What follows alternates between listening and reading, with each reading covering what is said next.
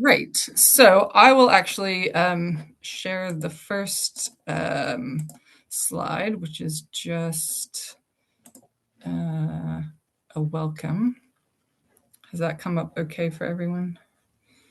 I can't see anyone, so I'm just going to assume yes and yes. So, great.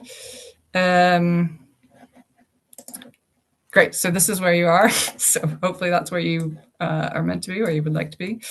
And this isn't really the CAG brand to focus on doom and gloom. We're very much about highlighting the positive that is happening in local communities.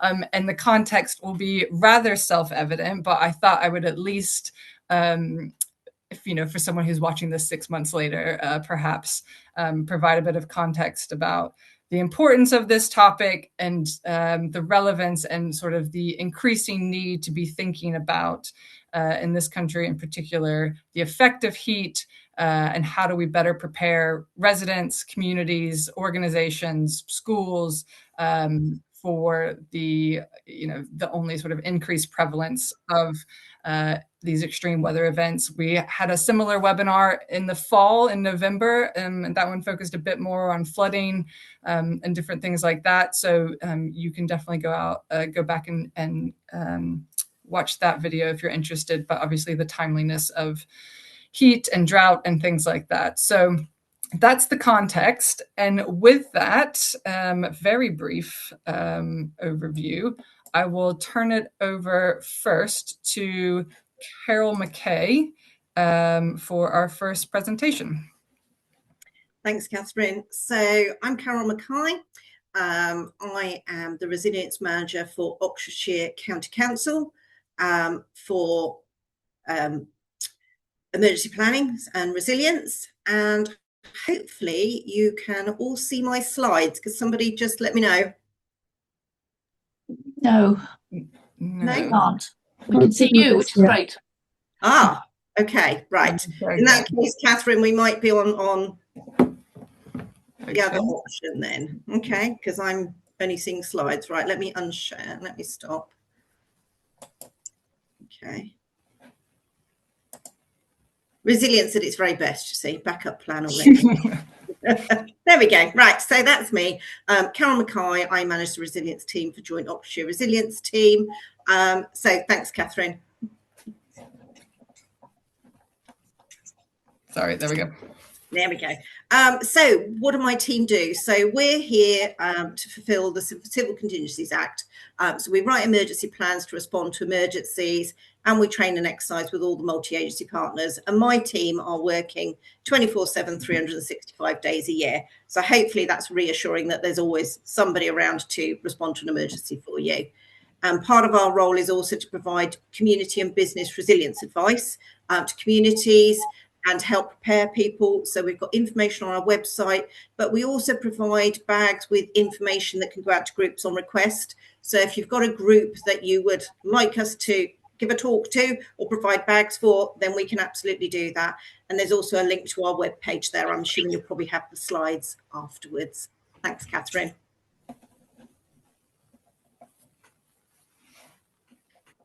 So talking about heat particularly at this time of year, but I'm also going to talk about cold as well.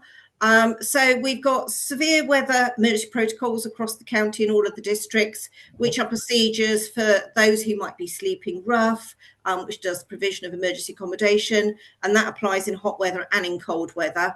But we also now got a lot of venues that are advertised as warm and cool spaces, such as libraries.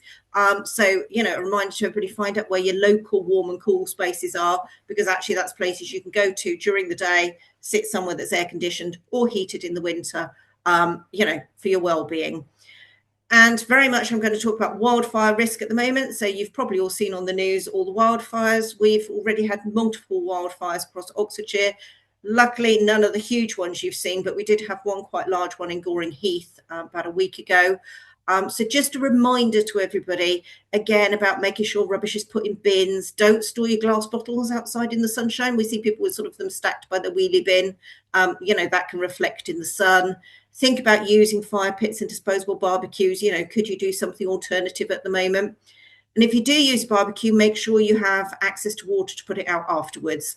or if there should be any sparks from it, because everything is tinder dry. But also think about mirrors. We had a few fires, and we have them every year, where people have a mirror perhaps on a dressing table facing the window, and the light reflects and then sets fire to the curtains, or people have decorative mirrors in their gardens. So just have a little think about perhaps if you've got any reflective surfaces, you could make yourself a little bit safer. Obviously, heat and cold both impact on infrastructure, so things like railways, roads, airports, but also particularly things like electric vehicles unable to be charged, air conditioning failing, and things like that, because obviously loss of power. Vulnerable people particularly are affected by heat. So if you're in a high-rise building, obviously that heat's increased, and you may not be able to get that through flow of air. And we do see that increased risk of heat-related mortality. And also those more vulnerable may have less insulated homes for the cold, as well as not having that capacity to cool in the summer. And then the risk if power goes off of being trapped on stair lifts or in medical beds, failure of pendant alarms. So it's about the planning to help people be prepared for these risks. Thanks, Catherine. So utilities. So utilities in the UK are designed for much cooler and damper conditions. They're not designed for extreme heat or extreme cold or extreme storms. Anything new that's being put in is designed that way, but we have an infrastructure that generally isn't that well designed. So you'll probably be surprised to know that we get more power cuts in hot weather than in cold weather. You see a lot of equipment that's stuck up on poles in the sunshine. Things tend to fail much more when we've got hot weather. But equally, that impact of the power cuts is people not being able to charge vital equipment. If people have got a stair lift, knowing where the release switch is, so if the power goes off, actually they should have a release switch that can let people down to a safe level so they can get off and they're not stuck. Thinking about having a torch or battery lights, keeping your mobile phone charged, considering a hot water bottle. But don't forget, you can also put cold water in them as well as hot water. So actually that's a very simple solution for people to use for heating or cooling. But safety reminder, make sure you check the expiry dates on the neck of a hot water bottle. There'll be a little calendar clock, and you can have a look and just make sure that it's not expired, because we do see quite a few accidents with hot water bottles. So do just check how long you've had that. If you've got gas heating, you might want to think about a small electric heating, and you might want to have a fan. If you've got an electric blanket, please get it tested for free in September. So Fire and Rescue Service, we run free electric blanket testing. So please do get that tested, because it's always nice to know that your appliances are safe. And if you are vulnerable and you'd like some support, you can request a free Fire and Rescue Service visit out to your home. They can look at fitting smoke alarms. They can check on things like your extension needs and give you some advice. So there's lots of reassurance we can provide. And emergency information will all be given out on the radio. So if you've got a power cut, don't forget you might be able to listen on your car radio, or get a cheap wind-up radio. You can get a wind-up radio with a torch on it for about £12. So they're not ever so expensive. And obviously with droughts, with droughts at the moment, we've got loss of access to some people's private water supplies. You would have seen hose pipe bans, so sometimes water restrictions. But actually you may get failure of water pipes due to ground shrink or freeze. So at this time of year, ground is shrinking away from pipes, so the pipes are collapsing because the ground has shrunk away from underneath them. In winter, then where that ground has shrunk, you'll get water and it'll freeze and it'll break in the other direction. So water is a risk in both extreme heat and in extreme cold. So always have a supply of bottled water at home, and some food that doesn't need cooking. Bottled water distributions are set up after 24 hours of an outage, but they don't have to be set up before that 24 hours. But they only get set up in major towns, because you have to have a very large car park with turning space for HGV lorries and a forklift to unload the pallets of water, and separate entrance and exit gates. There's a whole safety procedure that's a national thing. So it's always worth having what we've always called a flu or emergency friend. So you think back to COVID, have somebody that if you needed somebody to get you some bottled water, or if you needed somebody to collect you something, think about somebody you might be able to get to support you with that. Catherine. Hopefully everybody knows this number, but if you've got a power cut, call 105.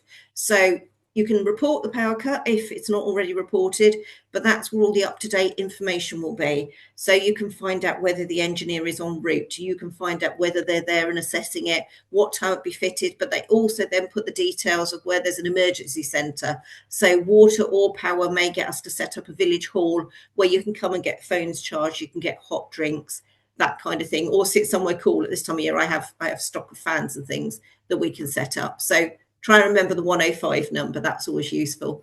Thanks, Catherine. And then priority service registers. So it's really, really important to get people to sign up. Every utility company has a PSR list. It's free and you don't have to pay the bill yourself. Priority lists are split into categories. So the people that will get the response first are those with medical equipment, for example. If you're fit and able, but you happen to be 65 or you've got a 4-year-old, you'll be less down the priority list. But if we have wide scale power disruption and it's very hot weather, we can't knock on 20,000 front doors. But what we can do is check on the 500 that are on the priority list, for example. So if you're over the age of 65, you've got a child under the age of 5, or you've got a long-term medical condition or disability, you can sign up for free. So the details are on our webpage and there's also a link on the slides. But do please sign up because that list can be shared with all of the emergency services and it means we can give you the support that you might need. You also might want to consider one of these little ice pots. So an in case of emergency pot goes in your fridge and it means all your emergency information's on there. So if we have to evacuate you suddenly, we'll know what medication you've got. We'll know the phone numbers for your next of kins and things. So that's a really useful tool as well to have. And it provides reassurance to next of kin that they know somebody will be able to contact them. Thanks, Catherine. So flooding. So you might think, oh, that's a winter thing, but actually flooding is a huge risk when we've got weather like we do at the moment, because flooding happens all year round. If you think back to 2007 and those catastrophic floods, that was in July. So surface water flooding after a drought or a storm can be anywhere. So you don't have to be anywhere that's flooded before. It can happen to absolutely anybody. So make sure you're prepared for flooding. Because flooding is a particular risk now with the hard, dry ground that we've got. So you can sign up for the alerts on the gov.uk website and you'll get text alerts, but that will only be for river flooding, not for a sudden catastrophic storm. So just be aware of that. It is the responsibility of a homeowner, business or landlord to make sure you're prepared. So councils do not provide sandbags unless it's an exception. If there's an end-of-life patient or a high dependency care home and their barriers failed or something, we've hold a few. But sandbags actually aren't very effective and they can hold a lot of bacteria. So most agencies have moved away from using them. Environment Agency doesn't hold them. So you can look at modern products which can be quite effective. They can be flat and they just sit in a cupboard and then you can get them out and you can soak them when you need them and put them out. And everybody in the UK can get insurance for flooding. We've got a flood process, which means that everybody can get flooding. So don't be worried that, you know, if you live somewhere that's flooded before, you won't be able to get insurance. You will, and it has to be at a reasonable cost. I can't promise it'll be the cheapest, but there is a government programme to make sure it's affordable. And if you put in flood mitigation, actually will often bring the price down for you as well. We've mentioned critical infrastructure. So obviously our concentration for the emergency services in an incident is making sure that main roads remain open so that we can get blue light services around, that hospitals are accessible still, water treatment sites are running, power substations are running. So that's what responders are prioritising to ensure preservation of life across the county. We've also got things like high risk sites that we look at. So care homes, static caravan parks, campsites at events, for example, festivals and things. So all of those kinds of high risk sites should have plans in place to ensure that everybody knows what to do in an emergency. And we also try and work with isolated communities as well. So we've got things like canal boat communities, small hamlets that get cut off. So again, we encourage them all to have a community emergency plan. Thanks, Catherine. And businesses, a lot of people have a small business, they work from home. So do please go on the Enterprise Oxfordshire website, sign up to this Code Red project. It's put the texting system, so you can go on and it will send you texts if there's an incident in your area. So it means that you're more prepared. And also, if we're giving out grants and things after an event, you'll get that information sent to you. So do sign up for free to the Code Red project. There's also a link, you should hopefully get the slides afterwards, to a toolkit for business continuity, because obviously there's lots of reports that after a 5-day disruption, up to 80% of small businesses can fail. And that's usually because there isn't the preparedness. So we do encourage you to kind of engage with that. And my team can give advice to businesses for that as well. Thanks, Catherine. So community emergency plans, we send our templates out to every parish and town council every single year. We encourage people to produce a community emergency plan. Now that community could be a village, it could be a town, but it could just be a tower block or a street. So if you've got a community that can get together and produce one, that would be really, really helpful to us, because it means we can work with you the best way in an emergency. We've got the contact to come to share information, but you know your community. So we might pick a village hall, but actually you'd know that the other one at the end of the village is better. You would know who leads your plague group, who leads your over 60s group. So it's about us working together to look after the community in the best way. And as I say, we provide templates, we provide guidance, and we can send somebody out from the team to help you write them as well if you need to. Thanks, Catherine. And this is the gov.uk website. So there's advice from government, again, on all the preparedness, how to prepare for all different types of emergencies. So that's a bit of a whistle-stop tour of what my team does. But actually, if people can be prepared and communities can be prepared, that really does help relieve some of the anxiety that people have in emergencies, because actually if you know you've got what you need and you know what to do and where to go for the information, hopefully that is reassuring to people. And I'm very happy to share the slides, and for anybody to contact my team, Joint Oxfordshire Resilience team, you can get to us via the County Council. There's a link to contact us, and we're always happy to come out and talk to people or give advice or provide those bags. So we've got the bags of information that can be distributed. So I hope that's helpful. That is so helpful, Carol. You have very practical resources and ideas and things to be thinking about for people. So I've attended a number of your presentations now, and every time I'm like, oh gosh, I need to do this other thing that I haven't thought about yet. So thank you. Okay, I will now turn it over to Rebecca Nestor, who is with the Oxfordshire Climate Cafes and the Climate Psychology Alliance, to talk to us a little bit about the mental health impacts of extreme heat. Thank you very much, Catherine, and thank you also to Carol for that really kind of practical beginning to our conversation. Can everybody see my slides and hear me? Yes, all good. Great, thank you. So yeah, I'm with the Oxfordshire Climate Cafes, and I'll be talking a bit more about climate cafes and climate distress or climate anxiety later on in the session. But I'm also with the Climate Psychology Alliance, and what I'm going to be talking about for the next few minutes is a particular focus on the brackets mental health impacts of extreme heat.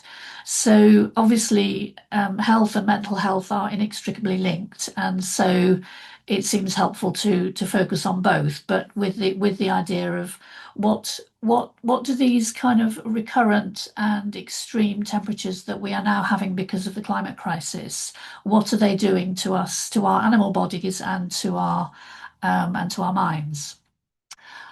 So the first thing I want to show you is this Instagram post from Oxfordshire Mind, which uses materials that Mind nationally have been producing recently about mental health and the climate crisis.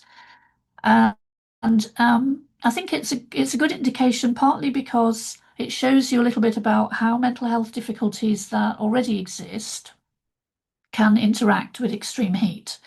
That if you are someone who has mental health issues and you're on medication for that, there's a reminder to store your medication below a certain temperature. Don't insist on doing all the kind of exercises you normally would to help with your well-being. Do the low impact ones, and don't expect to be as productive, and don't beat yourself up if you're not as productive as you might be on cooler days. So this is an indication, I think, of where we are now, that our National Mental Health Charity has decided to produce these materials because they're going to be needed. not just this year, but on a continuing basis. And this is because we have quite serious impacts of extreme heat on us as human beings. And I've divided this into things that get more difficult and things that get worse. The things that get more difficult, I think we all know this now from the experience of this summer. Education is much more difficult. Children don't cope in our school buildings, which are not designed for these temperatures. Adults don't cope so well. Working capacity really shrinks, not just in terms of the workplace being too hot, but just the recurrent impact of hot weather just means that our brains are not working so well, and maybe our bodies are not working so well. Looking after children and vulnerable adults gets more difficult. Caring for plants and animals gets more difficult because of shortages of water and hosepipe bans and so on. And getting food can become more difficult when prices go up due to poor harvests. We know as well that psychiatric admissions, domestic violence, self-harm, suicide, climate distress and excess deaths all go up during heat waves. The World Health Organization says that over the last 2 decades, heat-related mortality in Europe has risen by 30%. And that's partly because extreme temperatures exacerbate the chronic conditions that some people have, such as respiratory issues, cardiovascular issues, metabolic diseases, as well as mental health disorders. And a study conducted in the United States found that mental health related emergency department visits increased by 8% on the hottest summer days compared to the coolest, and there was a 6% rise in self-harm. So it is a risky setting. And one of the things that seems to play a really big part, and again, we'll all have experienced a version of this for ourselves over the last couple of months, is sleep disruption. Long-term sleep disruption, where the temperature doesn't go down below 20 degrees at night, really builds up, and it affects both health conditions and mental health. Our bodies are just not designed for the temperatures we now have. My local library now providing tap water just on a routine basis. My 4-year-old grandson is learning to stay safe in the heat, and he knows about staying in the shade. He knows about putting sun cream on. He knows about wearing a hat. He knows about not going out when it's too hot. And it's heartbreaking to hear a 4-year-old, not resisting sun cream because he knows that he needs it. So those are the kind of, if you like, the overall issues that I think many of us will already know about and we've experienced personally. But then you have the multipliers and the vulnerabilities. So again, obvious but really important to bear in mind. Poverty is a multiplier. The cost of aircon is beyond some people's reach. Going somewhere else when your home is too hot, it may be impossible to do that with the expense of using buses or with the unavailability of other options locally. Poor housing with no insulation, with no solar panels, so that electricity is too expensive. People who are working outdoors or in rural or farming contexts. In a study in Australia, which I think we need to learn from now, looked at prevalence of depression it's on a statewide basis, so one of the Australian states, and found no difference during heat waves. But when they broke that down as between urban and rural contexts, they found that people exposed to farming difficulties or heat waves that actually affect food production or the kind of experience of what a heat wave looks like in a rural area, depression goes up significantly in those areas, whereas people in the towns were just going, hey, more Barbies. But that's, I think, a version of that is now here with us. Dementia and mental health conditions that require medication are all affected by heat, especially with the risk of dehydration, but also because some medications like antipsychotics don't work so well in heat. People with mobility limitations, physical mobility limitations, may need support to get somewhere cool, or to move around when heat is making that more difficult. And then finally, children, as I've just said, for example, my grandson really knows about staying safe during heat, and that's because children are much more vulnerable to high temperatures. I'm going to pause there. I don't have more to say now, but I will come back to some of the details of the climate distress, which also goes up during heat waves, and some of the things we can do about that. So I'll leave it there. Catherine, back to you. Perfect. Thank you, Rebecca. I think important and somewhat sobering context to head into, but yeah, really useful, and thanks for that. I will now turn it over to Chloe Edwards. Hi, hopefully you can hear me now. Yep. Excellent. I'm going to try sharing my screen and see if that works. Great. Okay, so I think you've got my whole screen. Yeah, the whole. And I'm going to take you into some slides. Can you see that? Yes, perfect. Thank you. So hi everyone, nice to see you all this evening. I'm going to be talking a bit about how you can support wildlife during extreme heat, and my role is based at Oxfordshire County Council, and I'm the Local Nature Recovery Strategy Project Manager. So I'm normally talking about the strategy and elements like that, but today trying to focus a little bit more on what you can do in cases of heat waves and extreme heat in relation to wildlife. So much like we've been hearing about people, wildlife are also put under significant pressure. They don't have taps to turn to be able to cool down or get drinks. They don't have the same ability as we do to sometimes be able to meet their resource needs, go and get what they need.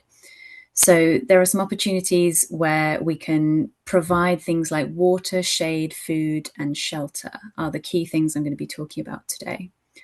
And while some of these actions can seem on the face of it small, those actions piled up across gardens, parks, and cities in particular, where there's a lot of people, can mean that there's a lot more opportunity for safe refuge, water, shelter during this hot weather. So one of the top things that's recommended, and you can find out more information about how to do some of this on Wildlife Trust pages and others, is to provide safe and consistent sources of water for wildlife. So here I've got some pictures of things like rain butts filling up, which I can't personally wait until that happens again. I'm really looking forward to it. But also little kind of shallow pools of water that you can leave out. So it's about how can you create something more reliable for wildlife, whilst at the moment they're not able to necessarily get those sources of water that are normally around.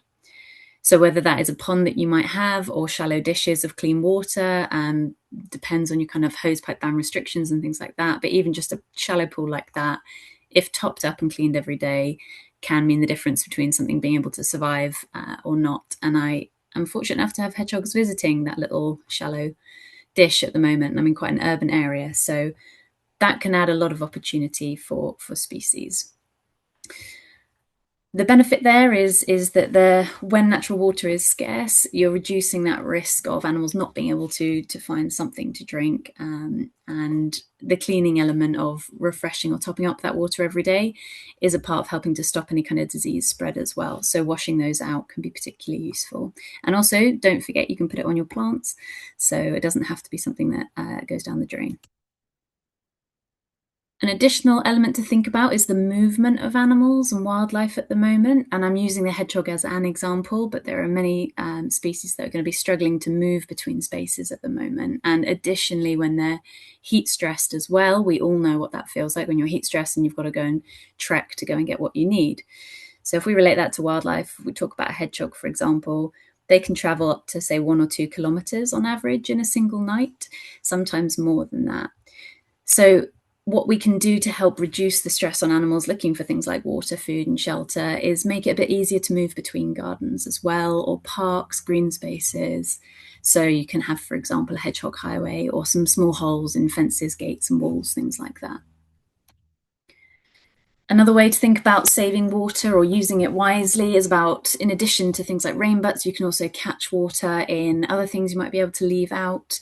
You might be able to divert it towards a pond if you have one, for example, by leaving out a tarp to catch more water and keep it in one place where it will evaporate less slowly, so you'll keep water for longer in your environment.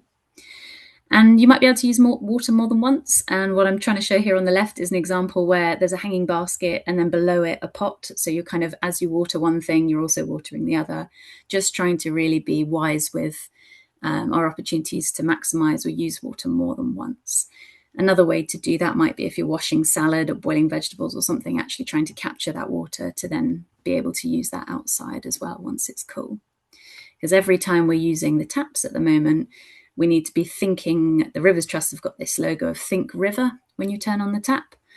And we want to think about how all of the water that we're using as we turn on taps, showers, baths, is indirectly or at some points directly coming from our environmental water sources, our rivers, reservoirs, and so on. In this way, we can reduce pressures on rivers, streams, wetlands, and reservoirs during dry periods by trying to be as conscientious with water as possible. And that doesn't just apply to heat waves, but obviously is particularly relevant at the moment. Another example of shelter for shade and cooling. So I've got a couple of pictures from around Oxford on the right-hand side there to give you some ideas of what this could look like.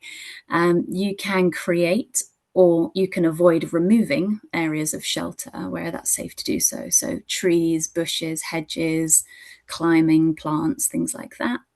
You could also use deadwood or logs in the garden as well. So what you're doing there is helping to create shade and cooler spaces that are out of the sun to help retain some moisture, as well as maybe have a slightly cooler environment for wildlife as well. The thing with trees can be that they can be heat stressed to the point where they can die at the moment because it's such an abnormal amount of time we've gone without water. So you may need to remember to occasionally give them a deep watering to try and maintain them through to a point where we get some more rain, because the value of the shade that they will be providing is really significant. Additionally, there's all sorts of other things you can think about. So log piles, leaf litter, long vegetation, deadwood, stones, dry stone walls and wild corners, all of those things help provide shade and refuge. And those areas stay cooler, helping to retain moisture, like I've mentioned.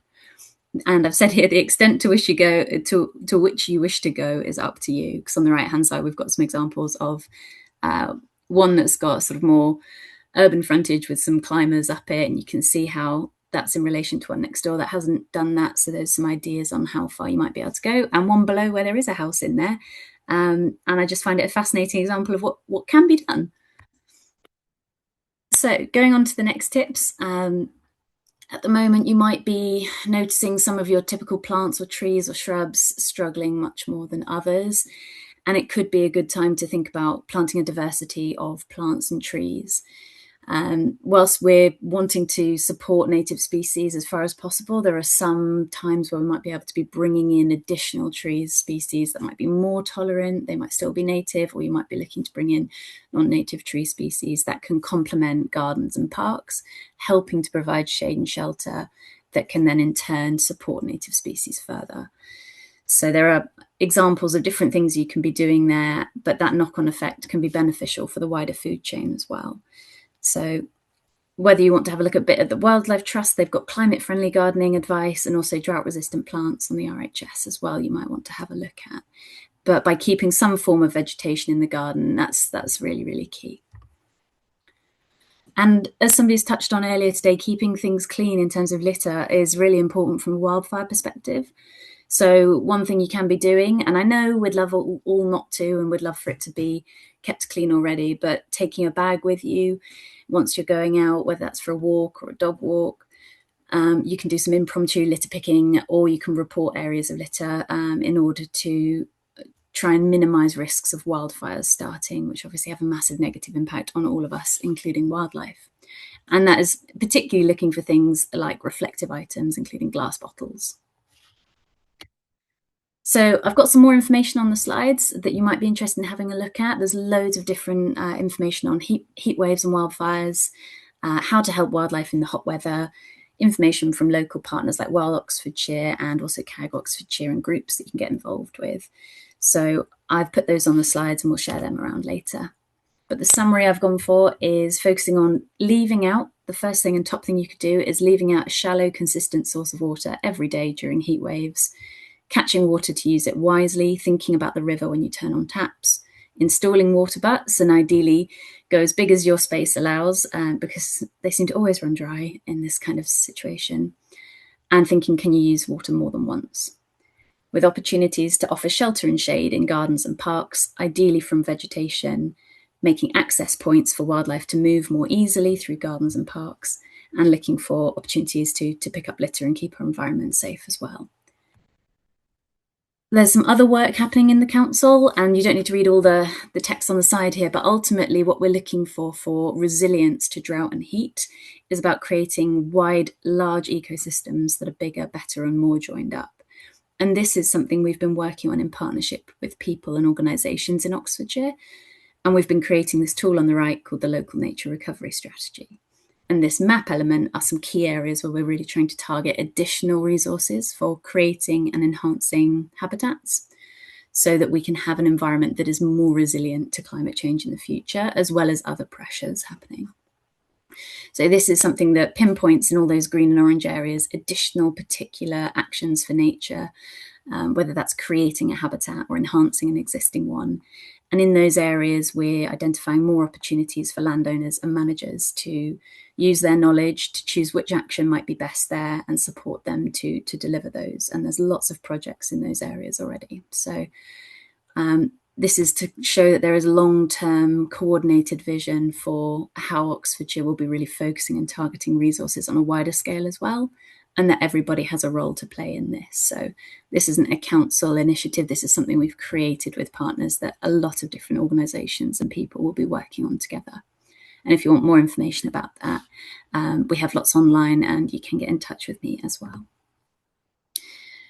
In addition to to the LNRS, the Local Nature Recovery Strategy I've shown there, we've also been doing lots of other work in the council. I can't fit everything on one screen, but in the Nature Recovery and Landscape team, there's also work to create a biodiversity action framework, which is about reporting on and delivering actions within OCC, the County Council, so that all teams are delivering biodiversity positive actions through their work as well. We also have colleagues that represent biodiversity, nature recovery and landscape priorities within planning and decision making, and they influence strategies and planning applications across the county to support the environment. And we have local communities that we support with designating and managing road verge nature reserves as well, which many of you may be aware of. So if you've got particularly nice areas along the road verge, then there's work we can support you with there as well. There's lots more I could say, but hopefully that's been an insight into things you can do and a little bit about what the council is doing as well. So thank you all. Perfect. Thanks, Chloe. That was very helpful. So appreciate that. I will move us right along, but again, just a reminder, if you have questions, you can put them in the chat and we'll try and respond to them either during this or in a summary that we send out after this. So next, I'm going to turn it over to Sam Randall, who is with the Climate Action Team within the County Council. Sam, it's all you.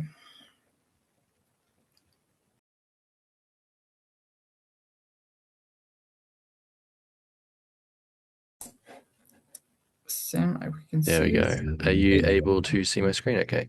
Yes. Awesome. Hi everyone, I'm Sam Randall. I work in the Climate Action Service as our Corporate Climate Officer, focusing on how we get to carbon neutrality as an organisation, but also supporting on adaptation.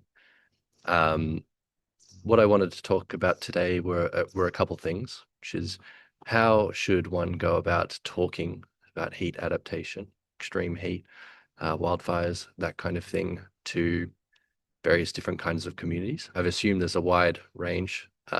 Some people might be part of farming communities, some people in villages, some people in cities. So I haven't assumed any particular. But also as part of that, give a bit of context of what people already seem to know about heat waves, wildfires, and the like, because there are some things that might be worth focusing on more than others. So first thing to point out is that of all extreme weather events related to climate change, in the past 12 months, as of October last year, heat waves were reported as being the one that affected people most. So you can see about 55% of people said that heat waves affected them, followed by drought and wildfires. And in the southeast, actually, drought was a bit more common than for the rest of the country. So about 38% versus 25%. And then on the right-hand side, I've got this chart here, which says over the next 10 years, what extreme weather events do people think will be most affecting them? And they, again, have said here, increased temperatures, water shortages, and more wildfires. So people expect things to get worse than they currently are. We've also got here, while only 55% of people said they were affected by heat waves, 70% of people knew someone who experienced sort of severe discomfort during a heat wave. So there's an awareness that even though if something isn't affecting you, there are others that might be needing help. In terms of what they felt were impacted, at this stage, majority of people said not affected, so it's 54%. That extends beyond this graph here, but that would be less readable. But at the moment, it's leisure and their health in general that people thought were most affected. It's worth noting, though, that there are some special exceptions there, which is that for those aged 70 or more, it was 1.5 times more likely to report that their general health was being affected, and that women were also 1.5 times more likely to report that both their general health and an existing medical condition were being affected by heat waves. And that's pretty significant as well, because women are also slightly more at risk of heat-related excess death. So with a bit of context on what Brits already understand, I think when talking about heat, it's good to avoid using the phrase climate adaptation. This is definitely a term that's sort of more common in the policy world and stands often in contrast practically to climate mitigation. So climate mitigation being reducing the emissions in the atmosphere, and climate adaptation being preparing for the impacts. In general, most people understand those to be similarly related and don't really understand why one would think about separating them. And according to a survey by Climate Outreach, if you ask people about climate adaptation, only 41% of people think that it is a good thing, and only 51% of people said that they had a clear understanding of what it actually meant.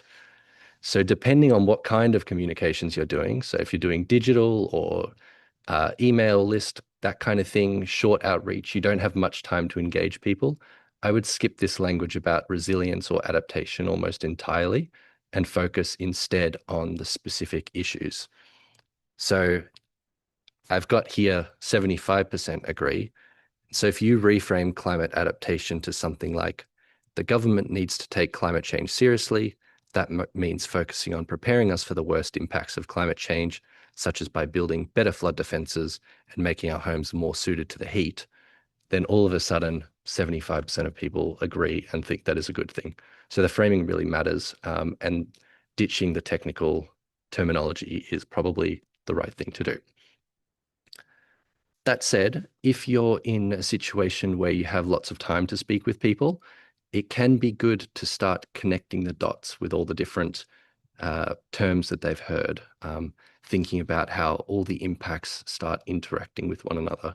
So how heat can make air pollution worse, and how retrofitting homes can improve insulation, which is good for heat in the winter, keeping heat out in the summer and keeping heat in the winter, sort of drawing and making visual all these different impacts can be good. But this is something to do only if you are in a situation where you have a lot of time to work with people. So if you're a bit shorter on time, or you're trying to figure out how you're going to approach your comm strategy based on your community, the first thing to do is to think about finding shared values and to be very specific about the impact of certain that are of concern. So again, ditch these sort of generic climate policy-oriented terms and start thinking specifics.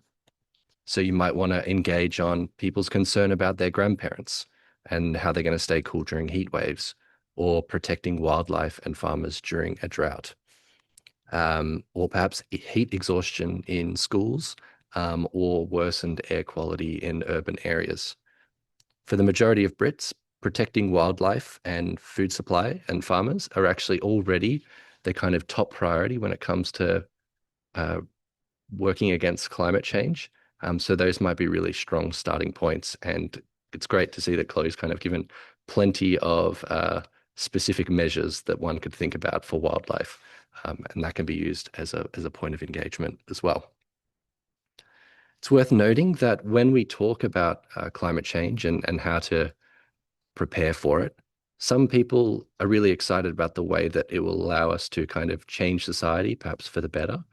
But others are very concerned about how it's going to disrupt their existing life and see it kind of only preparing only kind of as a negative to prevent things from changing anymore. So just be aware that that is a bit of a division. And depending on who you're working with, they might hold one or the other view.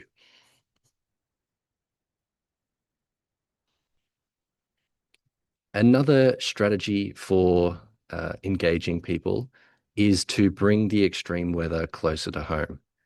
We kind of saw previously on one of those charts that at the moment, the biggest thing people feel has been disrupted by extreme weather is their leisure, which is definitely important. But as things get worse, that's probably not going to remain the top one, the top thing that people feel is impacted or of concern. So by bringing the kind of worse events, I guess, into people's minds, it can be helpful to show that preparation is not just a nice to have, but in many cases, actually a necessity. And in general, based on, again, surveys by Climate Outreach, people actually believe that preparation is a very pragmatic thing when things are kind of framed in this way, emphasizing the necessity. So for some people, it might be that the landscapes look different, and this is something that is really kind of concern to them. That maybe someone they know wasn't able to get a surgery because of that being closed, or perhaps that they know someone who's lost a property, or their entire garden has died off, something like that. There are plenty of ways to engage people on certain topics, and then use that as a launching point to talk about some of the more extreme stuff like wildfires, rather than lost leisure time.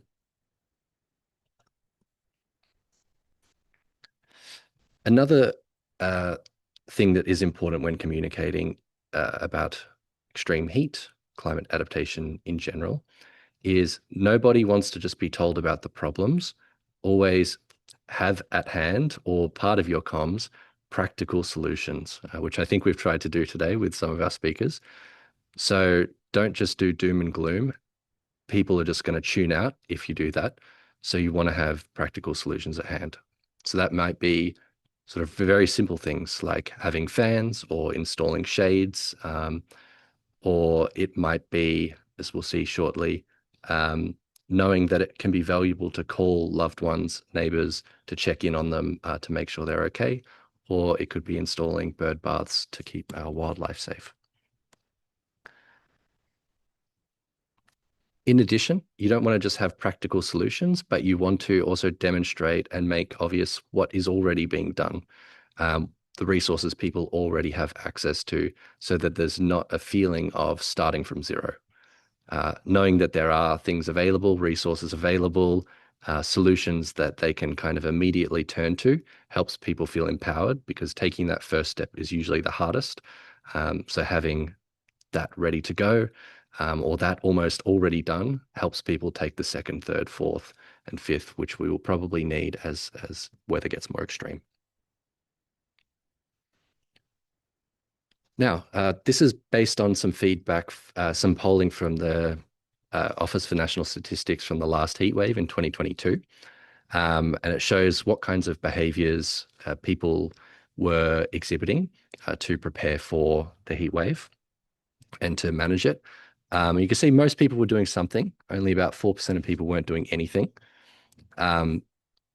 Great news is that people are drinking fluids, they're closing blinds, but some things that probably could do with some more work is the promotion of wearing hats and sunscreen. There's also a lot of debate about whether you should close your windows, and you certainly should during the peak heat of the day, but that seems to be something that people aren't doing. And it also looks like people are not very good at checking in with neighbors, family, and friends. So that could be something that is currently a bit of a gap that you might want to work with your community on promoting. Just some differences across demographics. Some of the things that 16 to 25-year-olds don't do is avoid the peak UV, which is between 11 a.m. and 3 p.m., which doesn't always line up with the hottest part of the day, but that is where you're most likely to get a burn and a risk of heat exhaustion. But meanwhile, those who are older than 70 are not really using sunscreen. So those might be specific things you want to target with different demographics. Right. And the last thing I want to say is that whenever you're doing comms about overheating, heat waves, you don't want to do what the newspapers always do, which is have this splashed on the front page, because this really downplays just the risks that many people face, even though many do enjoy the heat. Celebrating too much can downplay some of the risks, particularly for a country that is first adapting to this new world. So thank you. Excellent final point to end on, Sam. Thank you for that. And actually that then tees up very well, going back to Rebecca to talk about some of the resources that are available around mental health impacts. Thank you, Catherine. I'll just get my slides out again.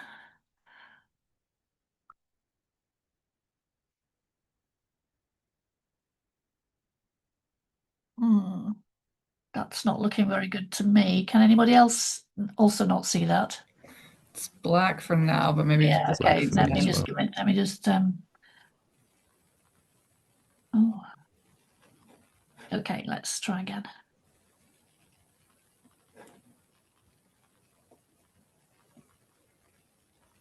Hooray! Hooray! So yeah, I've got another kind of introductory slide, but you know who I am by now, so I'll move on. I want to talk about two things, a little bit more about climate distress and also about one approach, one community approach for supporting people in facing, as we say in the Climate Psychology Alliance, the difficult truths around climate change. So feeling a little bit that this might be too much, given what we've all experienced recently. But this is just to give you a sense of a reminder, if you like, of what kinds of feelings might come up when we look at images of the wildfires that we've had recently. So this is Dunwich Heath in Suffolk, and this is a post from the National Trust there. That's what it looked like before the fire. This is what it looked like afterwards. And it's quite a shock, isn't it? It's a very painful thing to see. I'm not asking you to kind of stay with those feelings right now, but really to get to remind ourselves of the fact that perhaps most of us on this call will be experiencing some level of climate distress. And that's kind of what this is about. This is about saying that climate distress is a reality. It is, in a sense, rational. This image from Climate Cares at the University of Oxford is another way of thinking about this. It is also widespread. Hang on, I've got my slides in the wrong order. Here we are. It is widespread. You know, most of us feel some level of concern or worry. Young people in particular are more likely to report really quite difficult feelings like grief, anxiety, anger, powerlessness, helplessness, guilt. And climate distress is something that some of us feel more strongly than others, and that it doesn't actually link with existing or other mental health conditions. So there is a tendency, I think, in the public discourse to say, oh, climate distress is young people being anxious, and young people are anxious about everything. And so climate distress is another version of that. In fact, that doesn't seem to be the case. Research suggests that climate distress is a specific thing which relates to the reality of what is happening to our planet, and the complex feelings that arise from that. So although the mental health impacts of heat will affect people with pre-existing mental health conditions perhaps more strongly than they might affect others, it also makes climate distress worse, and that is kind of independent of those other conditions. So in the Climate Psychology Alliance, we offer 3 free sessions with a qualified and registered climate aware therapist from among the volunteers on our list, and we have about 50 people on the list. People can email support@climatepsychologyalliance.org to get support for their climate distress. So there's one solution, and I skipped the definition of climate distress. I'm just going to go back to that. It is a definition from the Climate Psychology Alliance, and it is about feeling helpless as you watch the seemingly irrevocable impacts of climate change unfold, and worrying about the future, but also perhaps feeling loss, helplessness, and frustration. And this is made worse by feeling unable to make a difference. And it is made worse, especially in young people, but perhaps among other generations too, when contemplating failure of authorities to act. So governments in particular, but perhaps also local government and the people represented here on this call. If we can show that we are concerned, that we're doing our best, that we're actually taking action, that helps people who are experiencing climate distress and climate anxiety. Some people are now saying perhaps what we need is actually not just general climate distress, but heatwave distress, flood distress, wildfire distress. It's getting very specific, certainly evidence from the global south, from the Philippines, where one typhoon after another is affecting people, is suggesting that it needs a bit of differentiation as we get deeper into the climate crisis. Having difficult feelings is not the same as being actually disabled by those feelings. And we in the CPA, we distinguish the kind of everyday climate distress that most of us perhaps on this call might have to some degree from a smaller group whose lives and functioning are actually significantly impaired, and who may need that therapeutic support. So you might recognize this definition, but you're thinking, well, my life isn't affected too much by it.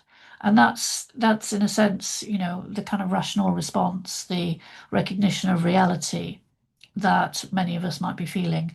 But the being deeply affected and having it affect your life is where it becomes something that may need some therapeutic support. But we say not a diagnosis, not a mental health condition, not something to pathologize individuals about. So that's something about climate distress, climate anxiety, if you prefer. And I'm going to move on now to talking a little bit about climate cafes. And I want to make a bit of a pause, because climate cafes are not only for people experiencing climate distress. In fact, you could argue that they're more useful for people who are waking up to the reality of the climate crisis, noticing extreme heat, noticing extreme weather, and wanting to talk about it. So not wanting to make too much of a connection between climate distress and climate cafes. Indeed, what climate cafes are aiming to address is the tendency that we all have to defend ourselves against very difficult feelings like the fear, the anxiety, the grief, and so on that I was talking about. We all have these defenses. They're, if you like, mental shock absorbers. And there are some very specific feelings and defences in relation to the climate crisis. And one of the defences is what we call socially constructed silence, or a kind of social taboo, if you like. And what that means is we don't talk about climate change often with our friends, with our families, with our neighbours. Indeed, a lot of the communications advice, quite rightly, is often not to use that terminology. And that's partly because we don't want to get into a kind of polarized debate about whether it's climate change or not, but it is also to do with a sense of don't want to open this up, don't want to spoil the person's day, don't want to get into an argument. And also maybe don't want to talk about it because it's just too difficult, it's just too hard, too frightening. So the result of that is that we don't talk about something that may be actually seriously affecting many of us. And the image here is Anthony Gormley's Iron Baby, as you can see. And the idea of showing this image is just a reminder that we might be feeling vulnerable underneath, but we've made a skin of iron in order to protect ourselves. And that may be kind of how many of us are feeling about this big issue.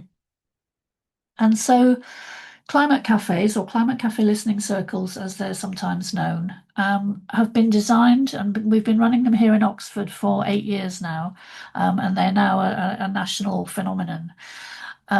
They've been designed to create a space, a kind of community sense, so that people can talk about the things that we don't normally talk about, break the climate silence, if you like, and also so that people feel less alone. So I was doing a climate cafe recently in Oxford, and it was during the heat wave, and it was very clear that for many people there, the feelings they were having in relation to the heat wave had not been expressed before, because they hadn't felt it was okay to share them with other people. And so people were really groping for words, really trying to kind of listen to each other and notice the kinds of feelings that were coming up. And it was very, it was a really kind of helpful experience, I think, for people. Climate cafes usually involve some kind of connection with nature. We do them indoors. We do have tea and coffee and cake, but we also have some things from the natural world to create that kind of connection, bit of a sense of grounding, bit of a sense of meaning, and reminder of of the fact that humans are connected with nature. It might be a bit of collective grieving. They are not places where we debate climate change. They are not places where you have to join a group. They're not therapy groups, but they are a place where we talk about feelings rather than talking about action or anything else, policy, for example. And they're free. As I said a minute ago, they are for anyone who's concerned about the climate crisis, not only those who are experiencing, really strong distress. Because they're a kind of opening up, is the idea. So you might be thinking, how do I find a climate cafe? Well, there are regular cafes in Oxford itself. Currently, from next month, we'll be running them at the old fire station, so very central, very easy to get to, and East Oxford Community Centre, which is lovely and air-conditioned now that it's been reopened. And the group of us who are running climate cafes in the county are so grateful to have received a grant from the CAG Network and Oxfordshire County Council. I think one of the councillors whose idea this originally was is here. We're growing as a result of that grant, so we are very keen to come and offer you climate cafes in your communities within Oxfordshire. And we're also looking for people to join our group to become facilitators, so that climate cafes can be offered across the whole county and not just in the city where our group is currently based. So you can see the email address there, oxfordshireclimatecafes@gmail.com. And also you can find us on Instagram and Facebook, but also on the link that I've given there, which is the mymap.eco, and it's known as the Mycelium Map. And I will just end by showing you our kind of branding, so you can look out for the bright yellow, and also the dates of the climate cafes that are coming up this autumn. Thank you very much. Great, thank you for that, Rebecca. And climate cafes are certainly an amazing resource that we have here in Oxfordshire, thanks to the work of Rebecca and her colleagues. So do take advantage of them. Okay, we are moving right along, doing great on time, and I will now turn it over to our last speaker, who is Kate Evely from the Public Health team at the County Council. And Kate, I am sharing your slides for you. Yes, great. Sharing. So I was covering a little bit about heat health impacts, and the Heat Safe Homes programme that we've been delivering rapidly at pace. And I think kind of for time, some of the stuff on health we've kind of covered, so I'll kind of skip over some of those slides. But just this was Blackbird Lees about 3 weeks ago, and it was ridiculously hot at 11 o'clock, and you can see all of the windows, or some of the windows, open, which kind of reflects, you know, a kind of visual representation of Sam's point, that in terms of the sort of general knowledge about how homes impact our health and how we understand and sort of what's in our repository of knowledge is pretty good for the climate that we had in the 21st century. We've now got quite a new one, so we need different ways of how we work with our house, work with our homes, but also the knowledge and understanding that we have about how we keep ourselves individually cool. Next slide, please. So just sort of starting with the Director of Public Health's annual report from 23-24, which was all about climate action. And I think the main thing that kind of strikes me, and is sort of one of the reasons why I public health, is that you know, you do one thing and actually you can have many other benefits. The kind of intersectionality of you do something for the climate and actually you do something for cardiovascular disease, or you know, whatever.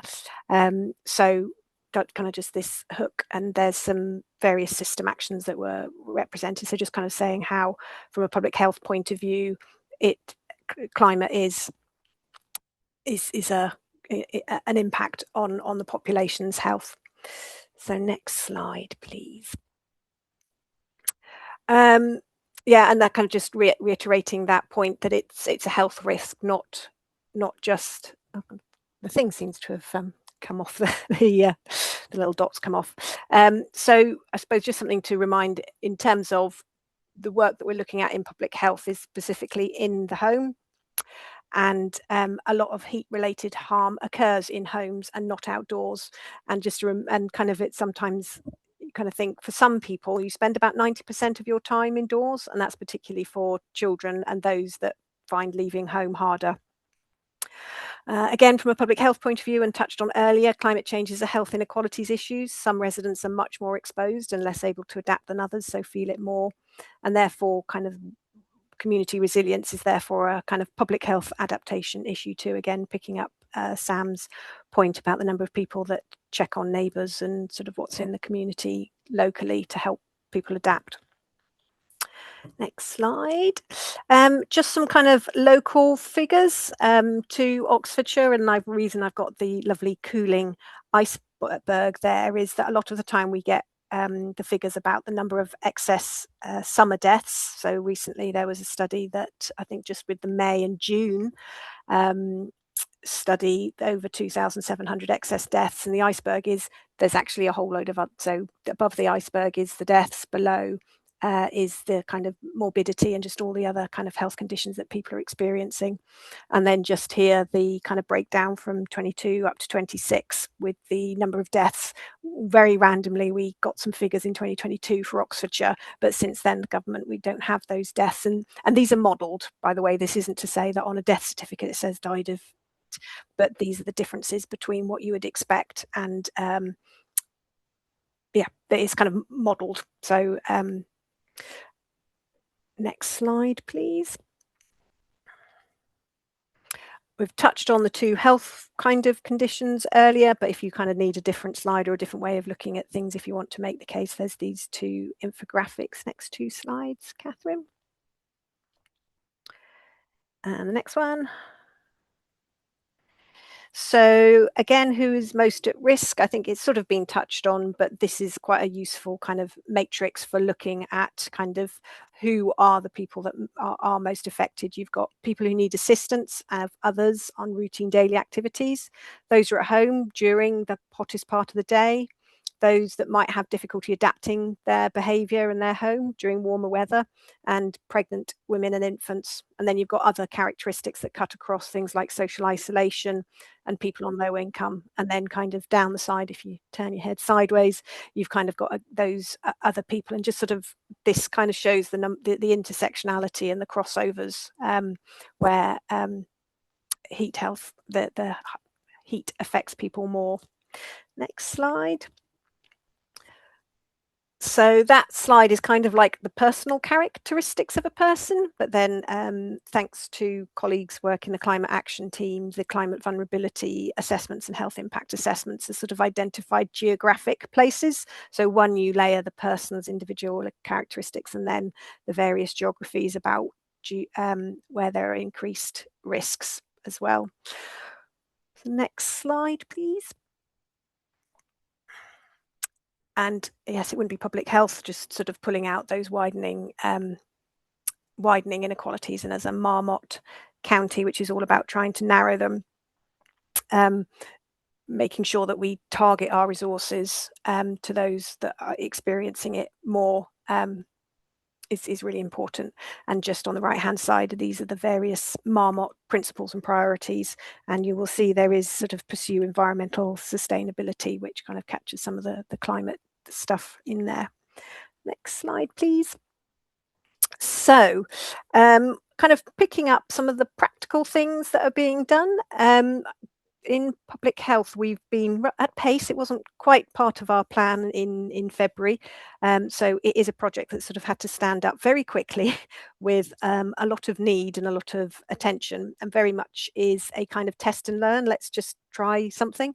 And the scheme is actually going to be evaluated by Oxford Brookes to help embed some of the learning. So the Heat Safe Homes programme, as in all good public health, has kind of more than one strand. If it was just one thing that we needed to do, we would have nailed it a long time ago. So there's kind of several strands, and the idea that you kind of got the sum is greater than the parts. So the first one is we are looking at pulling together call packs, and they've nearly over half of them. There's about 200 across the county. Bearing in mind there are 750,000 people in Oxfordshire, 200 call packs is really quite a small amount, but it was sort of felt to be enough that we could gently test the system in this sort of adaptation, to adapt it to what heat means for our population. So call packs, again, these focus specifically on cooling the homes, not necessarily the individuals. And the idea is it promotes evidence-based behaviour change. And I'll cover what they're in there. But the idea of a good behaviour change model, there's something called, you need the capability, the opportunity and the motivation, and then hopefully things will change. So the call packs are part of that package. And then the second bit is hot home visits from Better Housing, Better Health, which hopefully some of you may have heard. It's the very well established single point of contact for kind of fuel poverty and energy advice, kind of dealing with more the kind of traditional cold homes. So very much this idea was pivoting what we've got with cold and into hot to see how that would work. So they, as of the 1st of August, are now providing hot home visits. So in the winter, in as much as you could have someone come because you're struggling to heat your home and there's problems, they're also trialing and experimenting what hot home visits look like and the support that they can offer. We've also got some training that we're rolling out. Some of you may be booked on. We've got 3 dates on the 11th, 17th and 18th currently. The 18th one isn't currently popular. It's 6 to 8. So, but more will come and perhaps will take us up to March. And then some work on community activation, because again, the Better Housing, Better Health service is a relatively small service, and really do value the role and sort of assets and resource that the communities have. So looking to try and invest and activate them. So next slide, please. So this is what with Oxford Brookes, we've got a literature review that they did for us. We spoke to London authorities about how they've gone about doing it. So we've got thermometers, which are really important to have high humidity. It's not particularly in the UK where humidity is higher because of the impact of humidity on your body's ability to sweat and therefore cool down, actually understanding it's sort of a bit more of an important thing in the Northern Hemisphere. So there's thermometers to help, and particularly for older people who don't always, they don't feel they're hot, so they will still put their jumpers and socks and coats on even though the temperature is quite high. So this was sort of trying to bring some visual clues to help people adapt. Good old-fashioned hand fan and ice block. For people with long-term health conditions, we sort of prioritize a little bit with some neck fans. We've got blackout blinds. We've got some foil, which is a little bit of a suck it and see thing. It must, if it's going anywhere, it has to go on the outside of windows. If it goes on the inside, you're more likely to crack your windows. But I think the point is that you can get better cooling by shading. So in some ways, it's more of an emergency thing that helps prove the case that investing longer term in shading will get you greater benefits. And then the bag, the hat and glasses don't come with the bag. So next slide, please. So that's what's in the packs. There's 200 of them. We've distributed about 170 of them. And then within that, we've used the existing Beat the Heat materials from the past. We've tried to keep a kind of strong brand, a kind of recognition, and but use also the government's guidance on there. So we've got the individual one. We've then also got Keeping Your Home Cool, a 2-page leaflet that's a little bit more pictorial.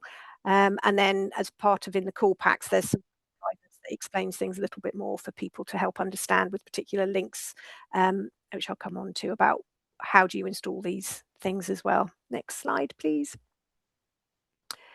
So this I think is something that does tend to come up quite a lot. Is not everyone is able to kind of stretch and do things on their windows and sort of handy person scheme. Need some additional help. I don't know if people have heard of home improvement agencies and home local handy person schemes, but they are available for certain groups of people. Fee for kind of low level things, and the Oxfordshire Live Well website is where you can get in contact to find out more about those.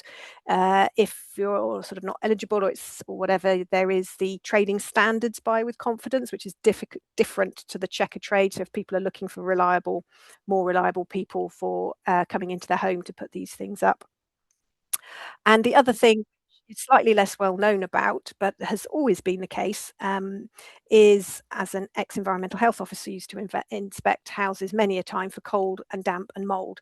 Actually, heat is a hazard with the others. So there are 20 odd hazards in a home that environmental health officers look at, and hot excess heat is one of them. So it is on the sort of legislative framework for doing something about it if it's rented, particularly if it's private rented. Is you can actually flag it up as a, and as much as you'd have a problem and you'd report a house for cold and mold, you can also for heat. And if necessary, if you otherwise don't go through your kind of district or city council, there is a website where you can sort of refer or self-refer through, and it will end up in the right place. The other one is if you're social landlords, again, please do ring the repairs hotline like you would with anything else. If you're not satisfied with the response, go through the complaint, but there is also the Housing Ombudsman service as well to follow up on that.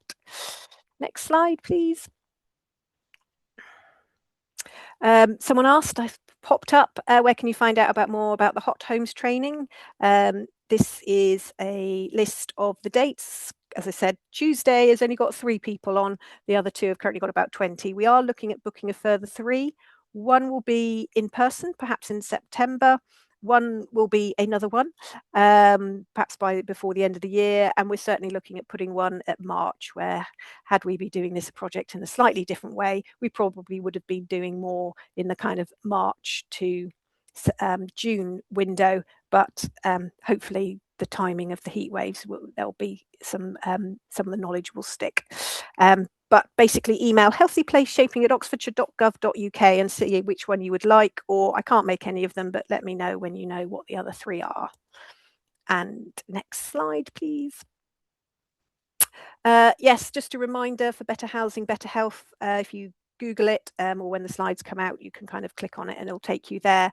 That's where you can book your hot home visit, or if you're kind of encouraging someone to, if it kind of seems like they're not quite sure what they need to do, or there seems to be some sort of problem with why their home is so hot, in that you would say, why is your home so cold?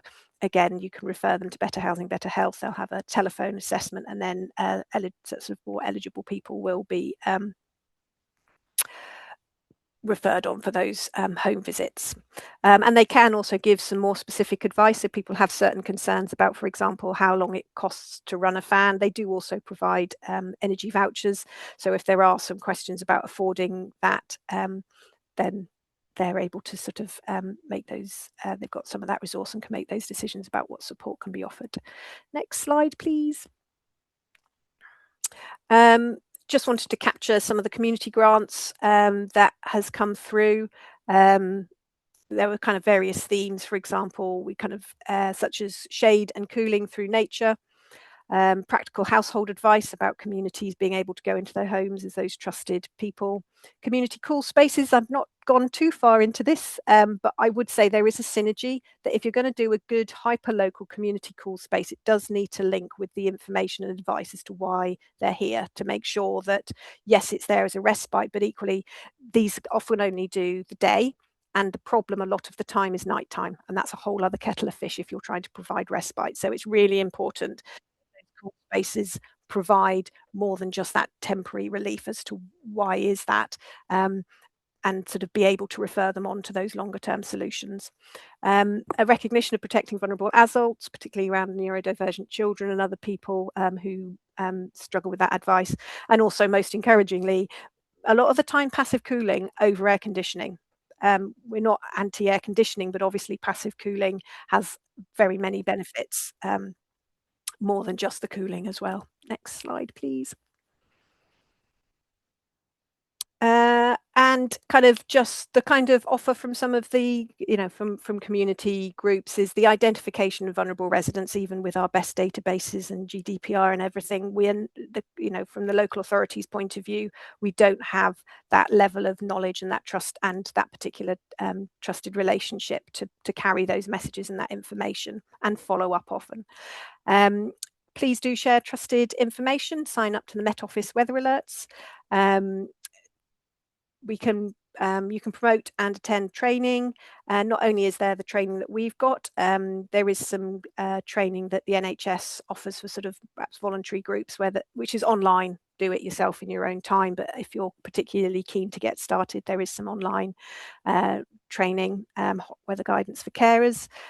Please distribute and support resources. There'll be some slides later on, but we've got that kind of existing messaging, that existing content, so you don't necessarily have to redo it or kind of do your own Google search or whatever. There is that information there. Create and promote hyperlocal cool spaces. The warm welcome website finally about a month ago switched to providing the warm welcome for winter and added a functionality to actually record if a place can offer a cool space.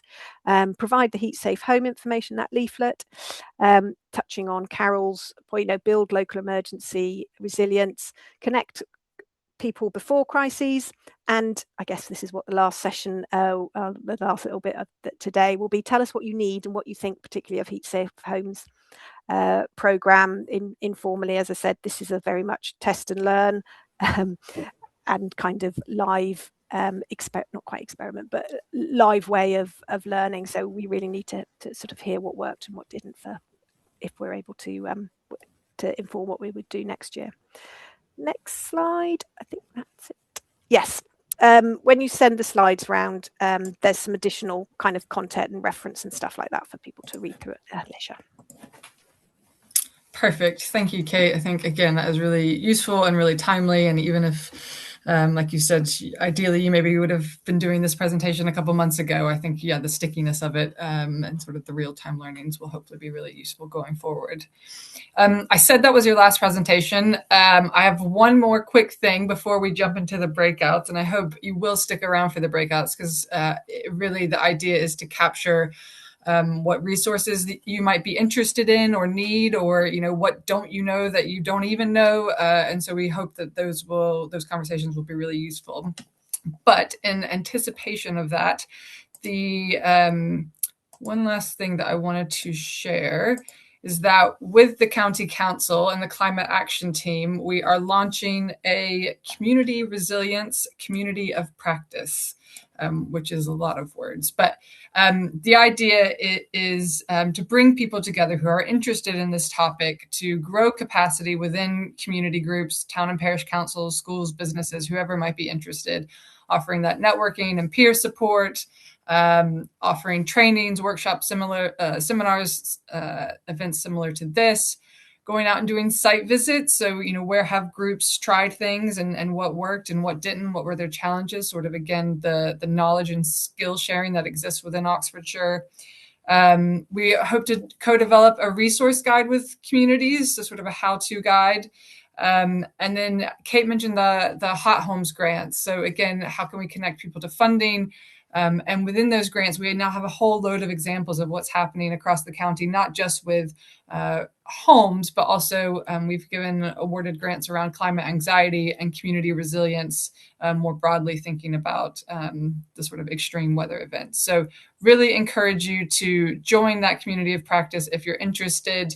Again, here's some of the aims of what we hope to do with that group. And it is just an open invitation, and you can either email me in response to the resources that come out after this, or email the resilience@cagoxfordshire.org.uk. So we hope that some of you will join that. And with that very quick